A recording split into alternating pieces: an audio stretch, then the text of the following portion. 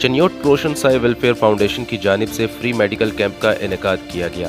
جس میں ماہر غذا ڈاکٹر دانیال اور ان کی ٹیم نے فری میڈیکل کیمپ میں آنے والے مختلف امراض میں مبتلا مریضوں کو چیک کیا اور قدرتی اجزاء پر مشتمل ادویات دی۔ اس موقع پر ڈاکٹر دانیال نے مریضوں کو صحت مند زندگی گزارنے کے لیے خوراک میں توازن معیار کا خاص خیال رکھنے پر زور دیا اور وبائی امراض معدہ، جگر، شوگر، بلڈ پریشر، خارش، گردے، جوڑوں کے درد سے بچاؤ اور احتیاطی تدابیر بارے آگاہی دی۔ کیمپ میں چیف گیسٹ پروفیسر ایم اے صدیقی، ڈاکٹر شہزاد باجوہ، شوکت رفیق باجوہ، ایڈوکیٹ سینئر صحافی فاروق عظیم،